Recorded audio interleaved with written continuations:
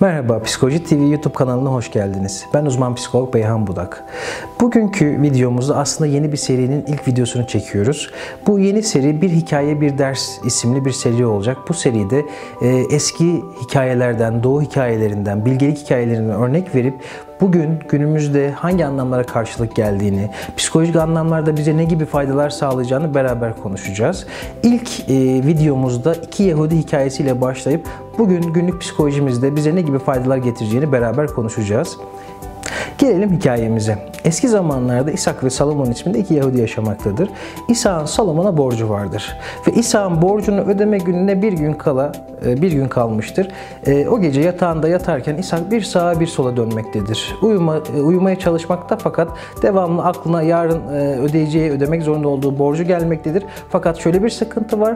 İshak'ın borcunu ödemesi zamanı gelmiştir fakat İshak'ın cebinde borcunu ödeyeceği kadar para yoktur. Karısı bu durumu merakla sorar İshak'a. Der ki niye uyuyamıyorsun İshak Efendi? İshak Efendi der ki benim der Salomon'a şu miktarda borcum var ve cebimde o kadar param yok. Yarın günü geldiğinde Salomon bana sorduğunda ben ne yapacağımı bilmiyorum. Nasıl bu durumu aşacağımı bilmiyorum. Karısı biraz düşünür. Sen der bir dakika bekle. Eski zamanlarda yaşanılan belki tek katlı, iki katlı evler camı açar bağırır camdan gecenin bir vakti. Salomon Efendi, Salomon Efendi diye. Salomon Efendi de karşıda oturmaktadır. Bir can havliyle cama çıkar üstünde pijamalarıyla birlikte. Der ki ne oldu gecenin bu vakti?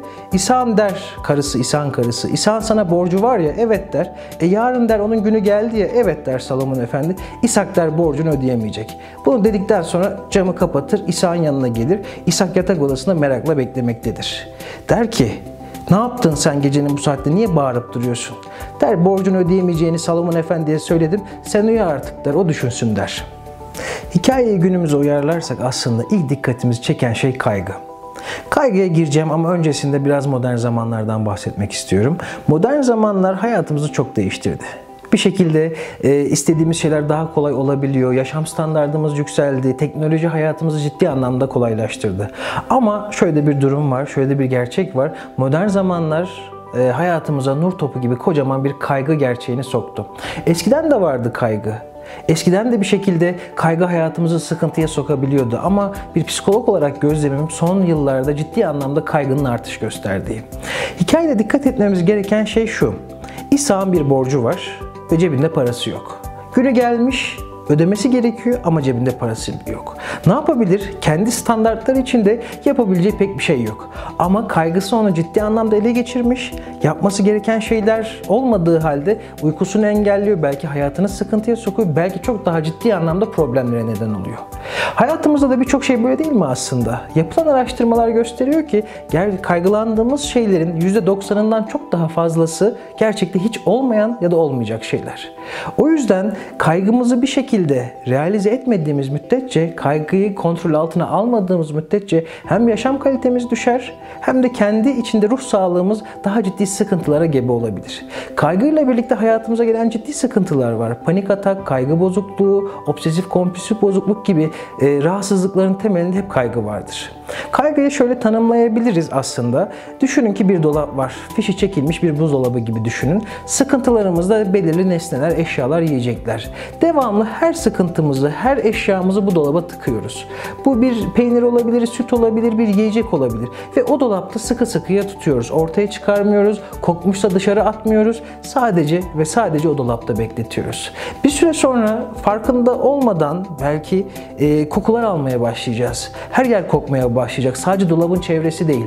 Eğer o dolap mutfaktaysa salon kokacak, diğer yerler kokacak. Ve şu vardır, içimizdeki sıkıntılar da aynı bunun gibi.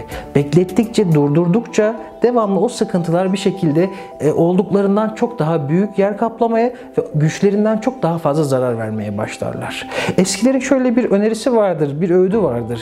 Der ki kötü bir rüya gördüğün zaman aç musluğu, aç çeşmeyi, musluğa anlat rüyanı.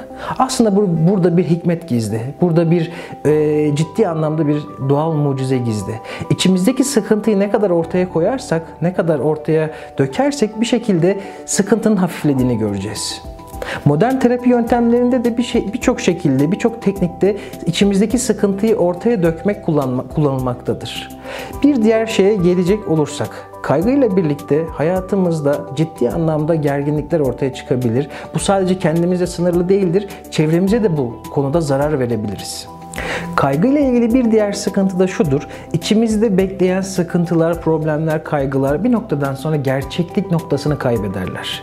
Diyelim ki İshak örneğine dönecek olursak.